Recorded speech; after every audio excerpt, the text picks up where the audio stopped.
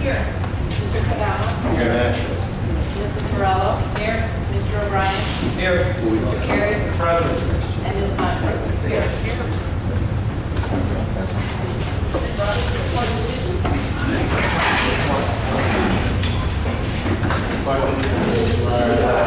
Of the United States of America and to the republic for which it stands, one nation, under God, indivisible, with liberty and justice for all.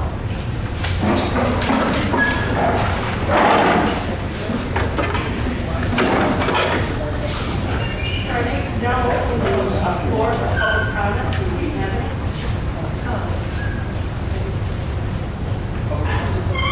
Yeah.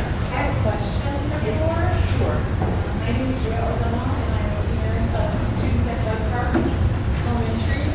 And we have been hearing some snippets of information, and we would like some clarity from the board about a decision that may or may not be in the works regarding the construction for the summer for Bud Park and Health.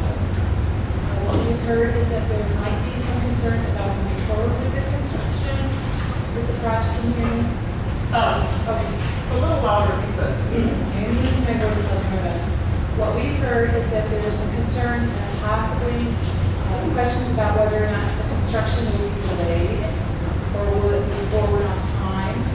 And our concern is for our children and for the progress that we were hoping to see at the school in the upcoming months. So if you could address that and you can give me a moment when you're finished to talk about any concerns that we might have. Okay. Thank you. It is not on our agenda or on our plans to discuss the delay any of the work at Eagle Point or Hollywood. The purpose of our agenda today is to new board members and to sort of update us with the construction plans. And also today we're going to be voting on this room, the plans for this room, which have not yet been approved. The board authorized on April 16th the work to be done, I believe, Hollywood and Blythe. And those are binding actions and the board may move forward. So we're trying just to make sure we, as a board, that we're on board with the budget management process and also the construction management process, so we can strengthen the management and also to improve the strength of communication with the public. So I guess the question is, has there been discussion about delaying the project at all? Because, and again, we're hearing snippets of information, we're not getting clear the whole picture, but has there been discussion about delaying the project at any point? The only time the board is able to discuss something like that as a board is in an open meeting. And we did not discuss it at our first meeting last weekend, last meeting, and it's not on the agenda. So there's no plans to delay the construction at any thought? No, not, it's not on our agenda, and we haven't talked about it in any other meeting. And there have not been from the previous board meeting that you're not aware of? They approved it, they approved the project. Thank you. That's been, rumors always circulate. It started last year at Central and at Blythe, and Central and, Hauser and Ames, all kinds of things. I don't know, I heard the same rumor too. I don't know how they get started. I think people listen through emails or letters and all the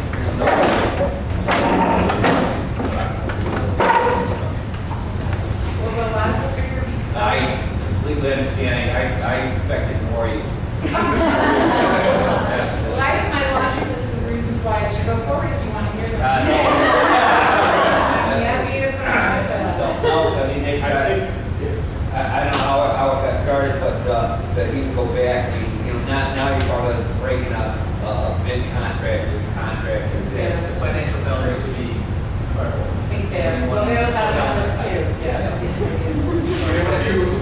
We have a few agenda items that we're going to discuss tonight to ensure that these projects proceed with as much oversight and concern for the transitions that we have to this administrative level, et cetera. So just bear with us and we'll get through those topics. Thank you. Thank you.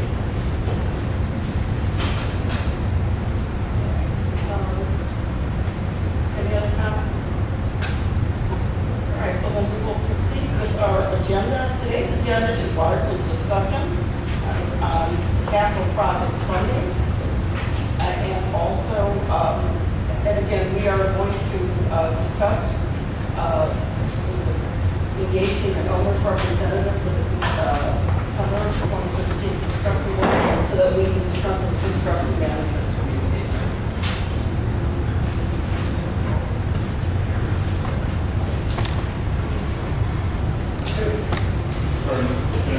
Okay.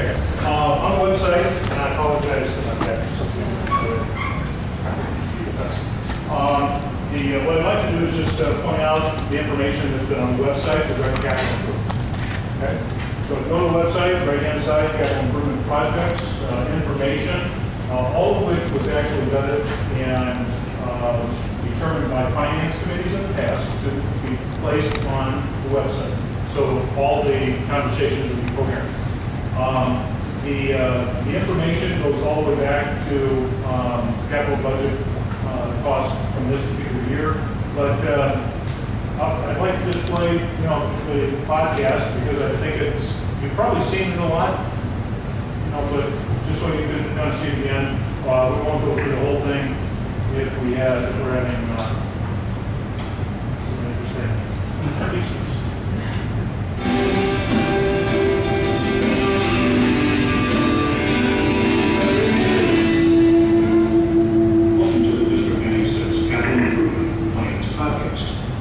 This podcast is intended to provide you with an overview of the purpose and scope of the proposed capital improvement work at all 5 District 96 schools during the summers of 2012 and 2013. District 96 is proud of its historic and architecturally distinct buildings. Riverside Public School was first organized in 1871. The small frame school was built on the current Central School site in 1884. This school burned to the ground in 1896, only 1 week before school was started. Central School was then constructed in 1897. There were 2 additions to Central School in 1914 and 1 more in 1968. A.F. Ames School was built in 1923 with 1 addition in 1928. Hauser Junior High was constructed in 1929. There were 2 additions to Hauser in 1953 and 2 more in 1968. Hollywood School was built in 1929 with 1 addition in 1953. Light Park School was built in 1948, marking the final school constructed in Riverside Public School District 96. On September 22nd, September 28th, and November 10th, 2011, the Board of Education hosted tours at Ames, Central, and Hauser schools to provide the community with a behind-the-scenes look at the electric, plumbing, HVAC, and general finish and repair needs at the schools. For those who were unable to attend the tours, the following photos and videos will provide you with some information about the capital needs and plans at District 96 schools. In many rooms and common areas, cracked walls, chipped plaster, damaged ceilings and floors can be readily seen. Proposed capital plans would address these as well as other general finish and repair needs at the schools. The schools presently do not have air conditioning, which often presents a difficult environment for students and staff to focus on work. The following image was taken in a classroom on June 8th during a summer school session, in which you can see the classroom temperature was 96 degrees. Proposed capital plans would include the replacement of heat piping and unit ventilators and the addition of air conditioning. Throughout all buildings, there are a variety of washrooms and sinks that are not working. Plumbing fixtures are outdated and rusted, causing the blockage of water in many locations. Leaks regularly occur in these outdated plumbing fixtures. Proposed capital plans would include replacement and repair of plumbing equipment and fixtures. Electrical systems are outdated and in need of repair or replacement. This picture shows damaged, outdated wires from Hauser Auditorium. Outdated phone systems cause frequent problems in all school offices. Electric needs can also be readily viewed in the boiler room, as shown in this outdated fuse box. Proposed capital plans include the replacement, upgrade, and repair of all electrical systems. Unusable spaces, such as these non-working bathrooms located in the basement of Central School, would be reconfigured into workable spaces that can be used daily by students and staff to help address space needs due to increasing enrollment. These are just a few examples of the many items that would be addressed in the proposed capital improvement work. A detailed list of all proposed capital projects, along with the projected costs, can be viewed on the District 96 website by clicking on the School Board tab and then clicking on Capital Work. Draft floor plans of each school showing proposed capital work can also be viewed on the website. As the School Board continues to refine the scope of work, the most recent revisions of these documents will continue to be updated on the District 96 website. The tentative schedule is to complete capital work at Ames, Central, and Hauser during the summer of 2012. Capital work will be completed at Light and Hollywood during the summer of 2013. The total estimated cost of the capital projects at all 5 District 96 schools is $25 million. Sorry, I can't stand this anymore. Let's go to the actual document that's on the website, and all this is on the website, it's right below it. This is the document that was referenced in that podcast and the boards are talking about for many years now, because the school board at the time said when we embark on this journey for facility improvement, can you hear me okay? I know that thing's pretty loud. When we embark on this journey of capital improvement, the board at that time said, well, how much is this going to cost? Seemed like a really reasonable question. So when we talk about a preliminary view of, well, that depends on what you're going to do, right? So then there was a list of items that was vetted, was reviewed, was discussed, and they were actually in 3 different pots or buckets. The first bucket was life safety. What are the things we absolutely legally have to do? Okay? Those were essential, must-do items in terms of life safety, 10-year review. And then the next bucket were those things that don't fall under that. It's not a life safety issue, but things we would like to do. And we believe would be essential for the running of the schools well into the future. So that's why, for example, unit ventilators came in. We did repair or replace unit ventilators, and Bill can talk about that, at some point in the past. So when we replaced unit ventilators in the classroom, we did not replace the piping that went to and from the unit ventilators. So they were still 60 years old. So guess where we would have leaks? And then the unit ventilators were, the company that manufactured them went out of business about half a year after we bought the unit ventilators, so we couldn't get parts. So we had some core infrastructure issues, including the wiring. At Central School, for example, we still use screwed-in fuses for some of the classrooms. Some core infrastructure issues, and so the board vetted those issues, and that's what's on the list. Okay? When you add up the list, and we divided the list because we like colors around here, so we had green and yellow and red were the things we, at that time, the board said we didn't want to do. One of the things in that list, for example, happened to be elevators. Okay? There was conversation about making our buildings ADA accessible in every area. When we discussed the elevator, though the board at that time felt it was a good idea, they just felt that it would not be the kind of project that they wanted to go into, because when we started adding up the cost for the board at that time was getting higher than what they were comfortable with. So they made that red. What number were they comfortable with? 25. $1,395,597. That's the number. Is everyone okay so far? So that's what the board said.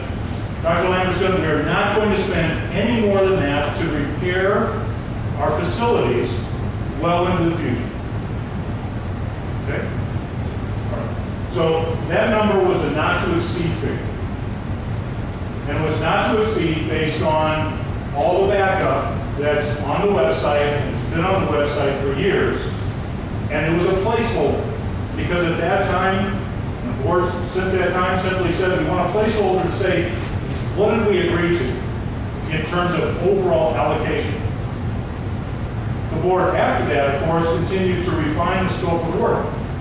Notice, for example, that Central and Hauser schools are separated.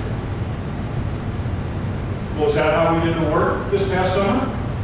No. Why is that? Board members know who were with in the project for this past summer. It was because when we looked at Hauser Central, it made a lot of sense to do what?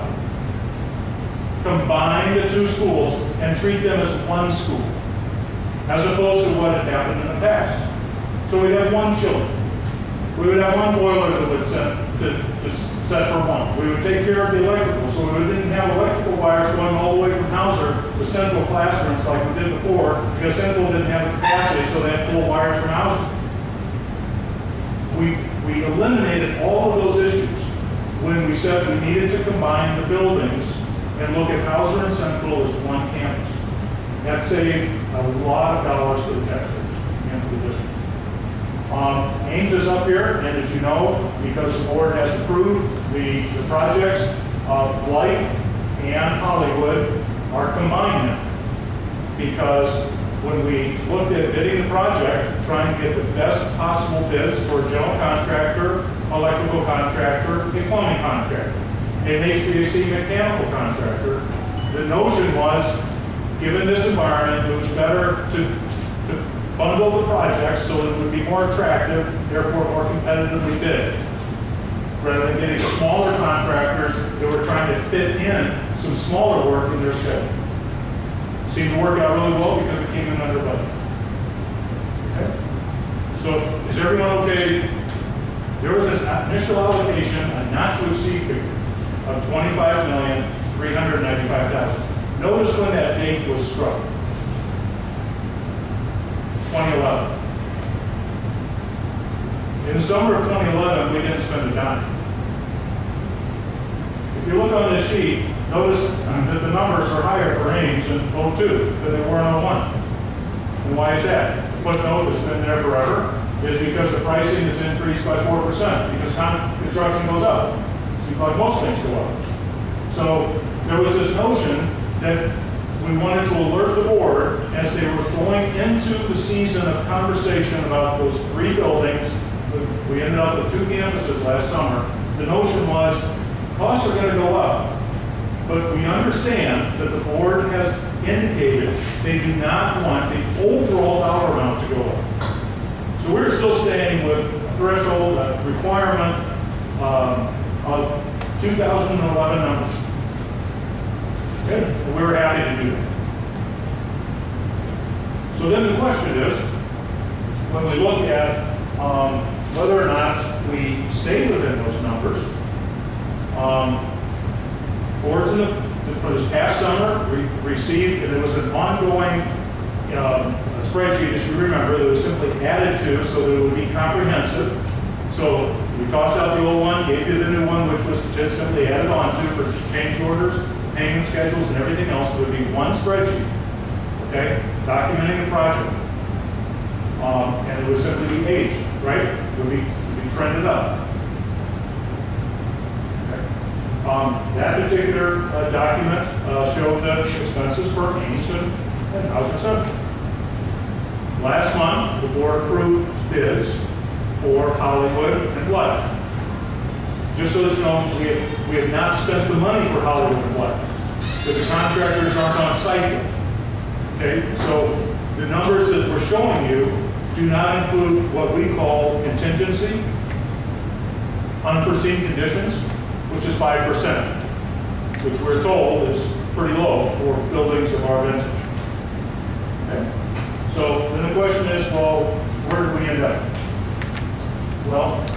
started with, and Mark has a different spreadsheet I just tried to put, I'm going to put that up in just a second, but I wanted to show you kind of where things were at with the overall spending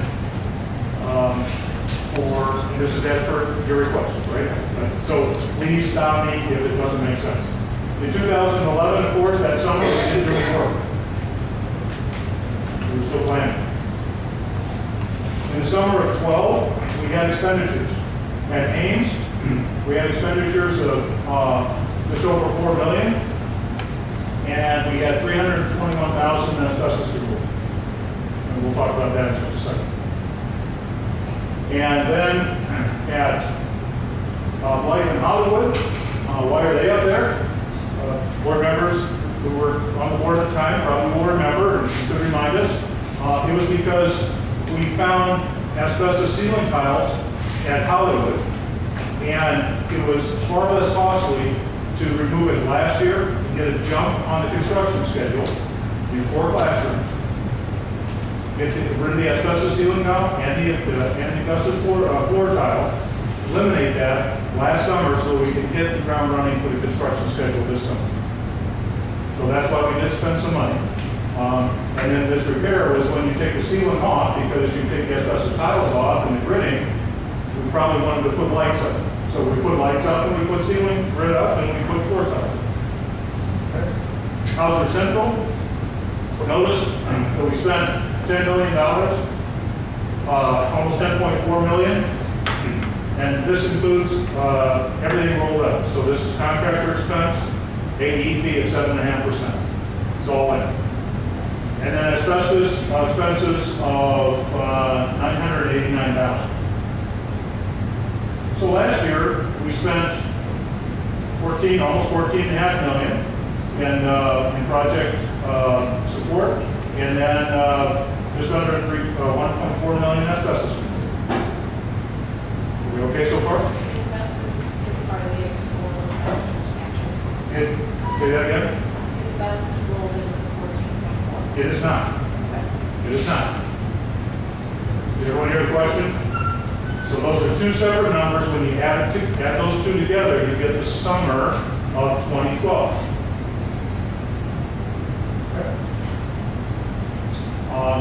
Before we go on to the next one, should we talk a little bit about asbestos and what was taken out? Do you have questions about that? If you don't, we don't have. The leftmost column of numbers, 2011 cost estimate, does include asbestos or not? It included a modicum of asbestos, as in floor tile, and a little bit of ceiling. The school board discovered halfway through that year that we had a boatload of asbestos. In fact, as Mark described it, we had probably every asbestos product that was ever manufactured for schools in our schools. And the ceiling tile was far more expensive than anyone knew. And it had to be removed. And it was bid important. Is everyone okay? Any more asbestos questions or? Summer of 2013, Ames is finished. We don't have any additional work. We spent $4.3 million at Ames. This estimate of $4.1 million from the board at the time, that was never a hard number. The hard number was always the other number we talked about. $25,395,000, because at the time that they talked about that number, it was 2011 numbers, and the scope of work continued to be refined. Okay. At Blythe and Hollywood, this summer we're going to spend $5.6 million in contractor work. And we're going to, right now, we have contracts that were signed for asbestos removal for $262,000. So we will spend this summer just under $6 million for Blythe and Hollywood, for contractors, for architect AE fees, engineering fees, etc. And the only thing that will change in that number will be unforeseen conditions. And I will tell you, given the age of our building and the creative problem solving that people had in the past in the district, we will have some unforeseen conditions. I don't think anywhere near as many as we have at Central School. When we had complete ceilings completely demolished and the wood beams were totally exposed, and we had to fire protect all of those classrooms before we could put them back together. And that was totally unknown. But we still stayed within the 5% allocation, even with those interesting findings. Hauser Central, if you approve this evening, the finishing out of the space, which also will address the sound issues in here, because it is very loud with that thing running. All that will be addressed. If those improvements are made, we will spend another $305,000 at Hauser Central for a total of overall just under 11.7 million. That will guarantee to have no unforeseen conditions in this beautifully new building. There will be no unforeseen conditions. There will be just happiness in the land the whole time. Sorry, I'm gonna miss it. Yeah, all of the Hauser work that will be done this summer will be the space as projected. Correct, except for regarding the facilities. You might remember that we talked about bleachers for about $15,000. We're going to replace the bleachers, but before we do that, we're going to refinish the wood floor. But we're refinishing the wood floor based on our quotes, not going through the architect, because it's 7.5%. You know, not that Mark wouldn't mind having that money, but we do things that we can on our own. So we're going to refinish the floor and put in the bleachers behind it. We did get the bleachers through Mark because of safety issues. You know, it's just a standard operating procedure. Those kinds of things need to have that safety seal in terms of architect design and review. So when you look at the overall totals, we have by the end of this summer, and there'll be some runoff, right? Because you're paying bills in September, October, November, just finishing out, because you do have a 5% retainage. So you're going to continue that in terms of change orders. So these might not finish out. Soho Construction, for example, was a GC at Ames. You saw their last bill for their work on the May agenda. So, you know, that's fine. If they don't want their money, you know, that's fine. But you won't have to, there'll be some runoff in the fall. Okay? But all the work will be finished, should be finished in the summer. The numbers up here don't reflect any, other than the Life Park and Hauser and Hollywood projects that are expenditures that are still outstanding. Meaning, we've accounted for anything we owe. That is correct. That is correct. That is correct. The 305 does not include the bleachers on the floor. Is that correct? The 305 does not include the bleachers or the floor. Took that out, correct? Correct. So what's that on top of 305? So, Like, you added that to 305. it's about 15 for the bleachers, 15,000 for the bleachers.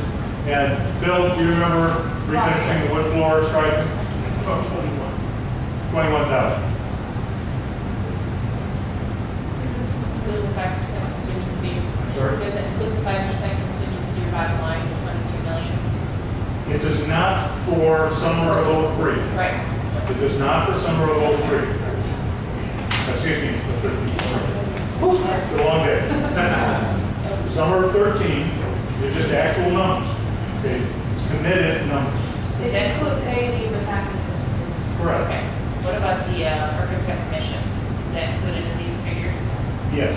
Okay. Everybody okay? All right. So when you look at totals, X number of years ago, Board of Education said, Dr. Lamson, we want to do this for no more than $25,395,000 and change. We're going to do it without a referendum. And these buildings have to be brought up to current expectations in terms of their infrastructure. And oh, by the way, deal with technology, deal with other things that need to be done. And you'll notice that we did that. We had an overall savings We underspent the allocation, even though that allocation was from 2011. We didn't increase that number 4% or anything. The allocation from 01. We underspent it by 3.4 million, and which means that we saved almost 14%.